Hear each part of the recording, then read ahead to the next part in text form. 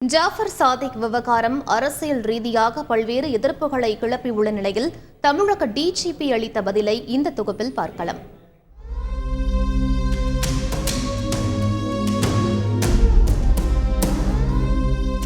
டெல்லியில் கைலாஷ் பார்க் பகுதியில் உள்ள குடோனில் மத்திய போதைப்பொருள் தடுப்பு பிரிவு போலீசார் சோதனை மேற்கொண்ட போது போதைப் பொருட்கள் தயாரிக்க பயன்படும் 2000 கோடி ரூபாய் மதிப்பிலான 50 கிலோ ரசாயன பொருட்களை பறிமுதல் செய்தனர். இது தொடர்பாக தமிழகத்தைச் சேர்ந்த 3 பேர் கைது செய்யப்பட்ட நிலையில் மூளையாக செயல்பட்ட தமிழ் திரைப்பட தயாரிப்பாளரான ஜாஃபர் சாதிக்கை விசாரிக்க முயன்ற போது அவர் தலைமறைவாகிவிட்டார். இதையடுத்து ஜாஃபர் சாதிக் வெளிநாடு தப்பிச் செல்வதை தடுக்க லுக் அவுட் நோட்டீஸ் பிறப்பிக்கப்பட்டுள்ளது. இந்த சம்பவங்கள் பரபரப்பை ஏற்படுத்திய நிலையில் தமிழக அரசுக்கு எதிராக அதிமுக சார்பில் கண்டன ஆர்ப்பாட்டங்களும் நடத்தப்பட்டு வருகின்றன. என்று சொல்லக்கூடிய அந்த போதைப் பொருள் சர்வசாதாரணமாக இங்கே கிடைக்கின்ற ஒரு சூழ்நிலையில் அதிமுக அரசை கண்டிக்கின்ற வகையில் இன்றைக்கு மாபெரும் கண்டன ஆர்ப்பாட்டம் இங்கே நடைபெற்று இதற்கிடையே தற்போது டிஜிபியாக இருக்கும் சங்கர் ஜிவால் சென்னை காவல்துறை ஆணையராக இருந்தபோது ஜாஃபர் சாதிக்கிற்கு விருது வழங்குவது போன்ற புகைப்படம் வெளியாகி பரபரப்பை ஏற்படுத்தியது. இந்த சூழலில் தமிழக காவல்துறையின் போதைப் பொருள் தடுப்பு நடவடிக்கைகள் தொடர்பாக டிஜிபி சங்கர் ஜிவால் விளக்கமளித்தார். அப்போது ஜாஃபர் சாதிக் குறித்து கேட்டபோது ஜாஃபர் சாதிக் விவகாரத்தில் மத்திய போதைப் பொருள் தடுப்பு பிரிவு தங்களது உதவியை நாடினால் விவரங்களை தர தயாராக உள்ளதாக கூறினார். இருக்கும் எத்தனை கேஸ் இருக்கு, எந்த காலத்தில் இருக்கும் ப்ரொஃபைலிங் படித நம்ம அத்தனை பேர் கணக்கு போட்டிருக்கோம், 40,000 மேலே கணக்கு போட்டிருக்கோம். ஸோ ஒரு கேஸ் வச்சுட்டு நீங்கள் அதை சொல்ல முடியாது. முதல்ல ஃபர்ஸ்ட். ரெண்டாவது, என்சிபி பொறுத்தபடியே அவங்களுக்கு நமக்கு இதுவரை ஒரு கேள்வி ஒரு எழுது மூலியமா நம்ம ஒரு ரிட்டர்ன்ல நமக்கு எந்த டீட்டெயில்ஸ் கேட்கல அதுவரை என்சிபி மூலியமா.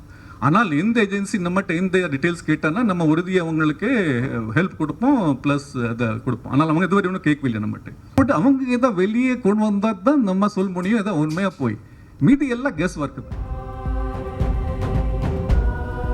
இதையடுத்து ஜாஃபர் சாதிக்குடன் இருக்கும் புகைப்படம் குறித்து சங்கர் ஜிவாலிடம் கேட்டபோது கேட்டனால நான் எக்ஸ்பிளைன் பண்றேன், தேவையில்லையானால் நான் இதை எக்ஸ்பிளைன் பண்ண விரும்பலையா, அதனால கேட்டனால எக்ஸ்பிளைன் பண்றேன்.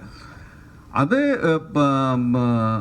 நம்ம ஒரு சிசிடிவிஸ் இனாகரேஷன் பண்றோம். சிசிடிவிஸ் பொதுவான நம்ம பப்ளிக் கோஆபரேஷன்ல எதுக்கான பப்ளிக் போலீஸ் பார்ட்னர்ஷிப்ல நிறைய இனாகரேட் பண்ணுவோம். அந்த ஃபங்க்ஷன்ல 15 ஸ்பான்சர் இருந்திருக்காங்க. 15 ஸ்பான்சர்ல ஸ்டேட் பேங்க் ஆஃப் இந்தியா இருந்திருக்காங்க. அவர் ஒரு ஸ்பான்சரை வந்திருக்காரு, வந்துட்டு 10 சிசிடிவி ஸ்பான்சர் பண்ணியிருக்காரு அவர் அந்த ஏரியா ஆள்னால்னா. ஆனால் தெரிஞ்சதுக்கு அப்புறம் நம்ம இப்போ ஏதாவது வெளியே தகவல் வந்ததுக்கு அப்புறம் அந்த சிசிடிவி 10 எடுத்துட்டு திரும்பி கொடுத்துட்டோம். அந்த நம்ம ரிப்ளேஸ் பண்ணி நம்ம சிசிடிவி போட்டிருக்கோம். இதற்கிடையே ஜாஃபர் சாதிக் மீது 76 வழக்குகள் இருப்பதாக வரும் தகவல்கள் குறித்து சென்னை காவல் ஆணையர் சந்தீப் ராய் ரத்தோர் விளக்கமளித்தார். ஸோ இதில் கிட்டத்தட்ட 26 கேஸ் அவங்க இது சம்பந்தமாக சொல்கிறாங்க. பட் இதில் ஒன்றுமே லிங்கேஜ் இல்லை. 2 கேஸ் மட்டும் இருந்தது. இதனைத் தொடர்ந்து போதைப் பொருட்களுக்கு எதிராக மேற்கொண்ட நடவடிக்கைகள் குறித்து தமிழக காவல்துறை புள்ளி விவரங்களை வெளியிட்டுள்ளது. அதில் கடந்த 2022ஆம் ஆண்டு 28,383 கிலோ கஞ்சா மற்றும் 14,934 குற்றவாளிகள் கைது செய்யப்பட்டிருப்பதாக தெரிவிக்கப்பட்டுள்ளது.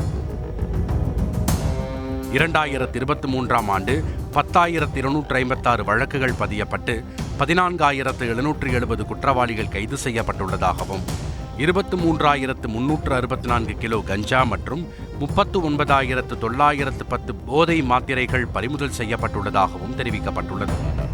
2024ஆம் ஆண்டு ஜனவரி வரை 511 வழக்குகள் பதிவு செய்யப்பட்டு 799 குற்றவாளிகள் கைது செய்யப்பட்டுள்ளதாகவும் தமிழக காவல்துறை வெளியிட்டுள்ள புள்ளி விவர பட்டியலில் கூறப்பட்டுள்ளது.